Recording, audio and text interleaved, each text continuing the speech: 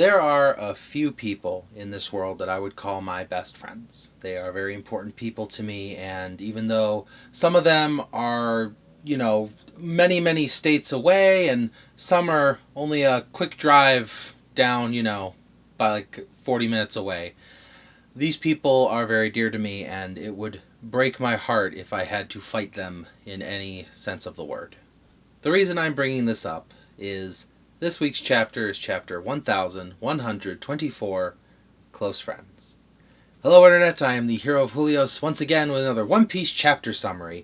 The artwork for this week is the continuation of Yamato's pilgrimage across Wano, as the abduction of a young woman has been prevented by our brave hero, heroine, whatever you want to say. But Yamato has protected this young lady from some bandits. We don't know if they were going to mug her or kidnap. Well, I mean, it does say abduction prevented, so I guess the goal was. But we don't know if it was for naughty things or if it was just for, like, generic slavery. But whatever the reason, following in the footsteps of Odin once more, Yamato has saved someone from being kidnapped, which is great. That's pretty much it. We'll see where this goes in the upcoming chapters.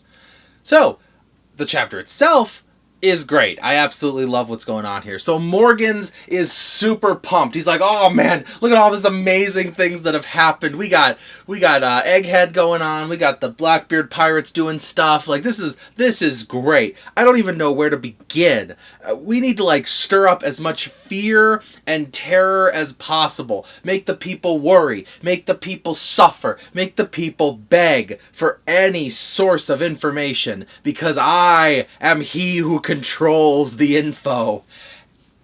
Only to be immediately yelled at by Vivi, who is not pulling any punches. She is calling him a liar. She says Vegapunk had put a message of hope in there as well. This is, you're just fear-mongering, and you're giving this misinformation out. It's tacky. You're a dumb bird, and you really shouldn't be in charge here. And I love that as the two of them are arguing, because he's just like, what do you know about the news? And she's like, apparently more than you do. And in the background, you just see Wapol like, hey guys, Vivi, you should probably stop fighting. And Morgans is like, oh, well, what if I tell the world government where to find you? And Vivi's like, well, maybe you should. Maybe they'll come for you too. And Wapol's just like, hey guys, please don't get me killed too. So it's actually funny to see this dynamic between the three of them. Because remember, Wapol, a long time ago, slapped Vivi thinking she was just some worthless brat. Now, she, unintentionally, because she clearly doesn't care whether Wapol's here or not, but unintentionally, Vivi is holding Wapol's life in her hands, and he knows it. Because if Vivi upsets Morgans will rat her out, and by proxy rat Wapol out as well.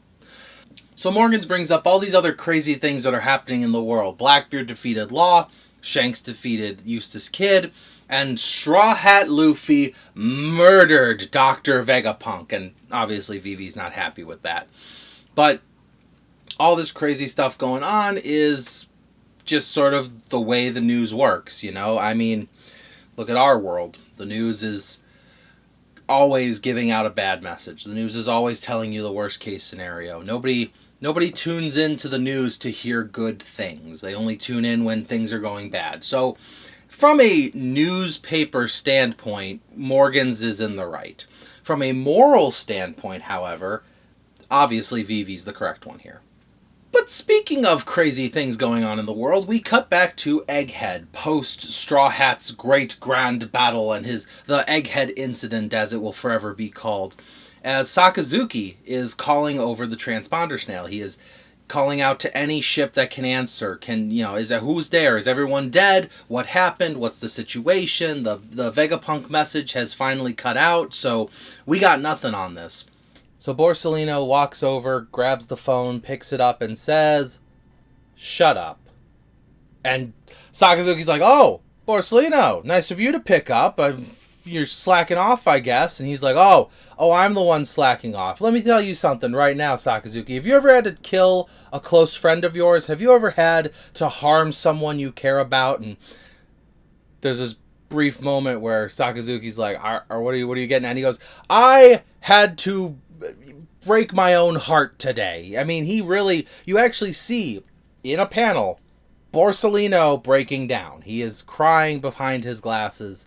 He is hurt. We finally have our uncertain justice making a certain decision. I weep for the loss of my friend. And we actually hear Sakazuki on the other end go, oh, hey, I'm sorry. You're right. That was rude of me. You cool off, man. Yeah.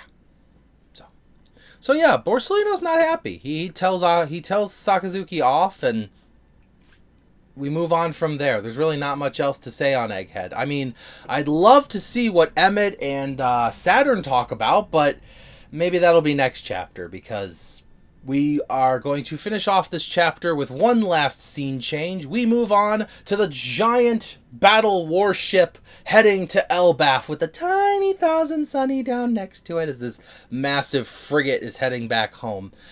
We cut to Zoro, Jinbei, and Frankie talking about the events that happened, and Jinbei's like, yeah, Luffy's pretty torn up about it. It's been a while since I've seen him this sad. Obviously, Luffy's not as sad as he was when Ace died, but this is pretty rough on him. And Frankie goes, I mean, yeah, we didn't accomplish our mission. We didn't save Old Man Vegapunk, but think what was up against us. Hundreds of Navy soldiers, at least a dozen or so vice admirals, an admiral himself, the 5 elders, and whatever the heck that transformation was, not to mention the Cypherpole Zero agents that showed up out of nowhere. We're lucky we got out of there with one Vegapunk, much less, what happened. We're lucky we got out with one rather than losing them all. And Zoro obviously has the harshest words to say. I can't believe Luffy's crying over some random old man. He's an emperor of the sea. He really needs to grow up. And the two of them are like, really? That's cold. That's so cold. And mission failed. We'll get them next time. That's kind of what Zoro's really getting at is, listen, you didn't get what you wanted. You're an emperor of the sea, Luffy. You have to pick your battles. An old man is not worth losing the crew over. Choices were made. Things happen. You lost. Oh well. But did Luffy lose? Because the next panel starts off with Lilith waking up, surrounded by Sanji and Robin and Usopp, and I'm sure Chopper was nearby with medical supplies, but overall, they're, relieved that she came to. They even explained to her, like, Atlas clonked you out, and Lilith goes, no, I heard everything that happened, and they went, heard? From who? My guess, I'll get to that in a moment, but she goes, I heard everything that happened. I think we got the best scenario we could have out of all of that. I'm just going to need a minute to cry. And then she just bawls. She just lets it all out. She cries her little heart out. And Usopp's watching this going, okay, this is the evil one, right? We got Lilith's the evil one, guys, right? I think she missed how to be evil. Lilith weeps for the loss of her friends. And she eventually gets up, brushes herself off, goes to find Luffy, who is absolutely depressed. And they're at a giant table, like a table for the giants, with giant fruit all around them. We're talking a grape the size of a full-grown man. And Chopper's watching Luffy, maintaining his, making sure he's okay. And he goes, oh, good, Lilith, you're up. Sorry you had to see Luffy in such a sad state. Luffy's, tears in his eyes, gloomy cloud over him. He's just munching on a giant grape at the moment. And he goes, Luffy's so depressed. He's only eaten 5 bunches of these giant grapes. It's sad to watch. And Lilith's like, is that normal? You all see this as normal? And they're, okay. But as Luffy is eating depressedly, Lilith tells him, yes and no. Like, you're sad because Vegapunk died. That's fine, and I cried too. But I only cried for the part of Vegapunk that was lost. I only cried for the physical body that was gone. You see, technically, none of us died. And with that, everyone's shocked. Everybody's wondering why. Lilith tries to start explaining, but unfortunately, Oda loves his cut-off sentences. So I have no clue how the other Vegapunks survived. My theory, personally, I wrote it down here. Wi-Fi. As the Vegapunks each died, their consciousness obviously gets uploaded to Punk Records. So, wouldn't it make sense that their opinions, their preferences, their hobbies, anything about them personality-wise would return to the original body, would return to the original brain? This goes back to Lilith crying over the loss of her siblings and father, I suppose we could call it. But I think what happened was Lilith and York, connected to Punk Records the way they are, probably inherited everything that the others left behind. So the other 5 dead Vegapunks? Yes. No? There's 6 plus the Stella, that's 7. 2 are alive. So yes, they inherited from the other 5 Vegapunks personality traits, quirks, hobbies, preferences, anything that the other Vegapunks had. Temperament, sandwich preferences, what have you. Which is exactly why Lilith had the empathy to cry, and Lilith had the logic to calm down immediately after, because, hey, we're technically not actually dead, which is cool. This does raise a question of whether or not York will become more good.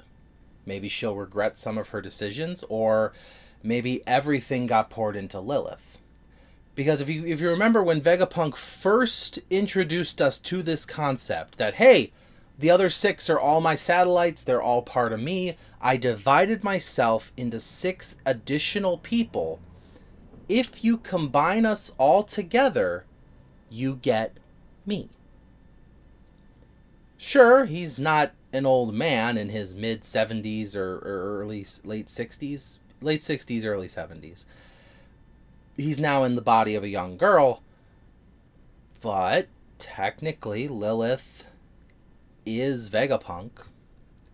Sure, she's not Vegapunk himself, but she has his memories. She has his goals. She has his ideals. I think she is the inheritor of Vegapunk's will. In a lot more ways than we usually get in One Piece. So with the revelation that Vegapunk is not truly dead, Luffy immediately picks up his spirits, goes around the ship, gathers all the giants together, gets down to the Thousand Sunny, grabs his crew, brings them up, and they have a big, huge party as they usually do. Talking about the adventures they're going to have in Elbaf, the excitement that comes from a new island, and the victory that was had on the island of Elbaf. I will say over here, there's this little panel of Robin. She's super excited because, you know, if we go to Elbaf, we're going to see Saul again. So we actually see Robin squeezing Chopper. Like, you can see a little push on his cheek. Robin does hug Chopper. Robin holds Chopper. But we've never seen Robin, like, squeeze someone. I will admit, God, I wish that were me. But that's not the point. She's very excited about this. So I'm excited about it too, mostly because I want Saul to explain how he got out. Like, did he just thaw? Was there so much fire on the island that he thawed out quickly? Is he the man marked by Burns? Or the burn-scarred man? Because that's a big black scary ship. Oh, speaking of black silhouetted scary things, there is one more thing that happens in this chapter. Meanwhile, all the way at Elbaf, we get a single panel of a silhouette, because Oda loves his silhouettes. And it says, "Come on, then." Because whoever this is, they are waiting, they are looking forward to meeting, and they are going to talk to Straw Hat Luffy. Personally, I think this is probably Scopper Gaban, the third in command of the Roger Pirates, because we haven't actually gotten to meet him yet. This seems like a good segue point. Maybe he was there visiting Shanks, because Shanks is finally making a move.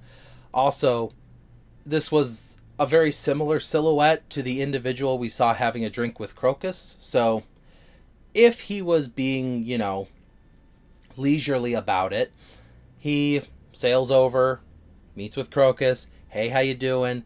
Sails over the Grand Line. I mean, Luffy stops for a few days at different islands. He was in Wano for weeks on end. So Scopper could have passed him right by and headed straight for Elbaf. It's not like Scopper had to do anything there. Or this could be a completely new character.